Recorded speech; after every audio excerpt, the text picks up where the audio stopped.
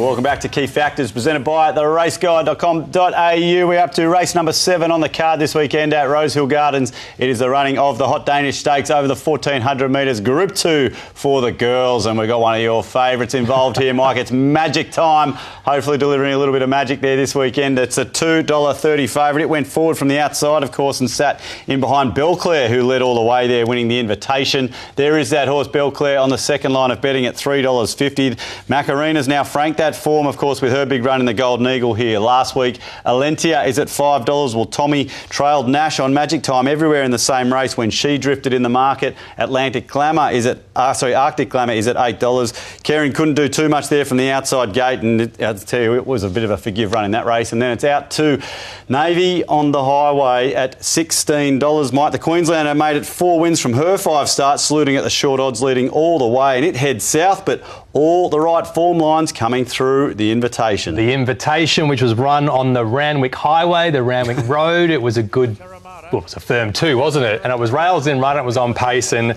2 things happened in this race, I think. Belclair was better than we thought she was. She can pull out some big runs, some Group 1 winning runs in New Zealand. She loves the rock hard track and the bias. All those 3 things played against Magic Time, who was heavily back from the 2 wide line and still ran mighty well. And like you said, Stu, Macarena, who was there in third, was enormous in the Golden Eagle. Everyone's talking about Lazat from that race, but I reckon she was just as good as him. Yeah, massive run. Alencia running well. She can peak that up as well, but I just think maybe the other 2 have her covered. Okay, yeah, you think that sort of form line holds up here? Well, that's what the betting suggests. But look, as always, Mike, you've often got to get past these Queenslanders, and we've got to have a look at another one here this weekend. Well, I don't think this horse is good enough, but she's got her part to play. She's got 1,100 metre speed. She's led over 1,100 metres. This is her second up, winning in a dominant fashion as well. She's a big daughter of Merchant Navy. She's progressive. Yeah. But the most important thing is she's got the speed to cross Belclair and give Magic Time a toe across. And it could be game over after that. Okay, all right. Well, that's the horse. Tell me if I'm being biased. No, well, Barrier 10's the interesting one here, Mike. That'll be where we're going to be asking you some questions where you think Magic Time's going to settle this weekend. Wherever of course, she wants. From the outside, wherever she wants. All right, some confidence going into this race. So let's get it underway here, of course, with all those same form lines coming through the invitation there, Mike. But as you said, Macarena has stamped those in last week's Golden Eagle. Yeah, hot form. The time was ridiculous. And Belclair had the advantage of the bias, but you have to give her the gold bar for form rating. She was very good. A tough Kiwi that Bjorn Baker's got going well. A stage of prep. Miss Hellfire wasn't bad first up. She could sneak into the top 4, and Q's likely. Watch out for her 3rd, 4th up on a softish track with the blinkers on. She's one to watch into her prep. Trackton's conditions, I think back to a softish Rosehill will suit Alencia. It's probably better for Magic Time too, but we haven't given her a gold bar. I think Belclair comes back a notch. Back to a soft Rosehill, good 4 Rosehill Gardens compared to that firm 2 at Randwick. And across to final factors, like I said before, Magic Time won't take the sit this time. She can lead if she wants, she can settle outside the lead, or she can be 3rd or 4th. Arctic Glamour maps well, and Navy on the Highway might be the leader. All right, you're pretty much saying Magic Time can do whatever she wants in this race. That's what the Key Factors told us there late. She might just be too fast this weekend. The price, well, that's all we've got to look at too, Mike, because it's nice and short here this weekend. But is it the sort of price you want to jump into on a Thursday? That's what this show's about. Or some of these others from the same race, could they firm? Yeah, they could. I think if it's a firm track on the day, which is on pace bias, the same as Randwick basically, Belclair could do the same thing again. But assuming it's a fair race here with a bit of irrigation, you can come off the rails and storm home. Magic Time is the one to beat. She's got 1,100 early speed herself. She'll get on pace and she'll be too classy. All right, Magic Time with a fair bit of confidence there, winning the Hot Danish Stakes there, race number 7 this weekend there at Rosehill Gardens, which takes us to the feature now. It is race number 8, the running of this year's 5 Diamonds. We're out to the 1,800 metre trip here, of course, for the 5-year-olds. And Territory Express is the $5 favourite. Well, no one missed the last run there, of course, in the prelude, rocketing home against the bias behind I Know a Star. Attrition there is at $6.50. Pulled out plenty to win the Group 2 there. Hill Stakes here over the 1,900 metres. We've got Ethan Brown taking over in the saddle. Yellow Brick, $6.50. It came wider in the prelude and it wasn't beaten too far. Lindeman's at $8. Had a good run there in the Craven and could have been a horror show before Moreira urged him out of the gap. We've got I Know a Star at $8. Rachel continues to rate this front-running charger so well. Kingswood's at $9, a former Irish import. It's been warming up nicely in Melbourne, of course, winning the Coonji. Pericles is at $11. Couldn't catch Attrition there, then boxed on okay in the King Charles, and Relentless Voyager, $15. UK import having his first Australian start here for Kieran Maher. But Territory Express, Mike, it was the one that was absolutely jumping out of the ground last start. Yeah, 5 Diamonds Prelude, an obvious lead-in race. Once again, this is the Randwick Highway, the road where it was a bit rails and run a little bit on pace, and that made Noah start very, very hard to beat this day. Got to the front, rocketed along, but still held on thanks to the bias. Territory Express probably, not too badly suited here. Rails in running, got the right run. The tempo was hot. And for a back mark, he got pretty clear running. Freedom Rally was good. Yeah. And Yellow Brick was the one in the 2-wide line near the pace with a short SP that you could definitely forgive. Yeah, I think, both Queenslanders in this way, I agree. Freedom Rally just getting back to a little bit of its... Well, it's had an interesting prep, hasn't it? But that was just one of its better runs. Yeah, I think back half of the field might have helped it. Yep. I think Yellow Brick's better at its best, but... yeah, not much between them. Okay, it was a fair bit between them there in the price again this weekend. Well, let's have a look, of course, at the Hill Stakes. This is some good form coming through this. Mike, Attrition was very good. Pericles has had an interesting prep, and can't forget about New Endeavour either. This is a strange race where you'd watch it mid-race and you think they're rolling along, but they went really, really slow and they ripped home down the straight in ridiculous sectionals, and Attrition got the prize. So we still haven't seen him in a testing 1800 metre race. He's got the class, he's a Group 1 winner, he maps well. It's all about his genuine stamina.